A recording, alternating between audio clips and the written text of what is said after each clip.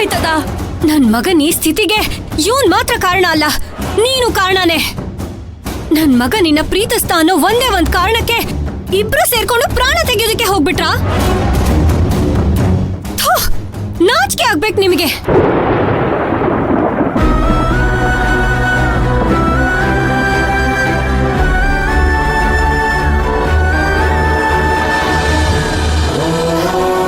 ಏಯ್, ನೀನೊಬ್ಳು ನನ್ ಮಗನ್ ಜೀವನದಲ್ಲಿ ಬಂದಿಲ್ಲ ಅಂದಿದ್ರೆ ಇವತ್ ನನ್ ಮಗಂಗೆ ಸ್ಥಿತಿ ಬರ್ತಿರ್ಲಿಲ್ಲ ಕಣೆ. ಅದ್ರ ಬಗ್ಗೆ ಯೋಚನೆ ಮಾಡಿದ್ಯಾ ನೀನು? ಧ್ರುವ ಏನು ಅಂತ ನನಗ್ ಬಹಳ ದಿನದಿಂದ ಗೊತ್ತು. ಅವನ್ ಬಗ್ಗೆ ಏನು ಅಂತ ನಿಮಗ್ ಗೊತ್ತಿಲ್ಲ. ಅದಕ್ಕೆ ನೀವ್ ಹೀಗೆಲ್ಲ ಮಾತಾಡ್ತಿದ್ದೀರಾ.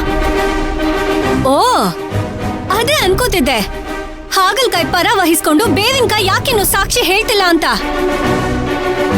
ಏಯ್, ಧ್ರುವ ನನ್ ಮಗನ್ನ ಕೊಲೆ ಮಾಡಿದಕ್ ಪ್ರಯತ್ನ ಪಟ್ಟಿಲ್ಲ ಅಂತ ನೀನ್ ಹೇಗೆ ಹೇಳ್ತೀಯಾ? ಹೇಗೆ ಅಂದ್ರೆ, ಧ್ರುವ ನಿಜವಾಗ್ಲೂ ನಿನ್ ಮಗನ ಕೊಲ್ಬೇಕು ಅಂತಿದ್ದಿದ್ರೆ ಅವನ್ ಯಾಕೆ ಹೀಗೆ ಹಾಸ್ಪಿಟಲ್ ಕರ್ಕೊಂಡ್ ಬರ್ತಿದ್ದ? ಪ್ರಾಣ ಯಾಕೆ ಕಾಪಾಡ್ತಿದ್ದ? ಅಲ್ಲೇ ಸಾಯ್ಲಿ ಅಂತ ಬಿಟ್ಟು ಬರ್ಬೋದಿತ್ತಲ್ವಾ? ಯಾರೋ ಕಿಡಿಗೇಡಿಗಳು ಪುಷ್ಪಕ್ನ ಅಟ್ಯಾಕ್ ಮಾಡಿದ್ದಾರೆ. ಧ್ರುವ ಅವನ್ನ ಕರ್ಕೊಂಡ್ ಬಂದು ಹಾಸ್ಪಿಟಲ್ಗೆ ಅಡ್ಮಿಟ್ ಮಾಡಿದಾನೆ. ಇದ್ರಲ್ಲಿ ತಪ್ಪೇನಿದೆ? ಸಾಕ್ ಮಾಡ್ತೀಯ ನಿನ್ ಭಾಷಣನ? ಧ್ರುವನ್ ಬಗ್ಗೆ ಸರ್ಟಿಫಿಕೇಟ್ ಕೊಡಕ್ ನೀನ್ ಬರ್ಬೇಡ ಆಯ್ತಾ? ನಿಜ ಹೇಳ್ಬೇಕು ಅಂದ್ರೆ ನನ್ ಮಗನ್ ಸ್ಥಿತಿಗೆ ನೀನು ಕಾರಣನೇ. ನೋಡಿ, ಒಂದ್ ಕ್ಷಣನೂ ಇಲ್ಲಿರ್ಬೇಡಿ. ನಿನ್ನ ನೋಡಿದ್ರೆ ಮೈಯೆಲ್ಲ ಉರಿತಿದೆ. ನನ್ ಕಣ್ಮುಂದೆ ನಿಂತ್ಕೋಬೇಡ. ಹೋಗಿಲ್ಲಿಂದ ಹೋಗು ಅಂದೆ. Get out ಐಸೆ.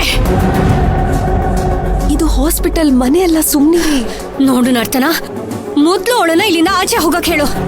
ಇಲ್ಲ ಅಂದ್ರೆ ನನ್ ಕೋಪ ಕಂಟ್ರೋಲ್ ಆಗಲ್ಲ. ಆಯ್ತಾಯ್ತಾಯ್ತು, ನಾನ್ ಮಾತಾಡ್ತೀನಿ, ಸುಮ್ನಿರಿ.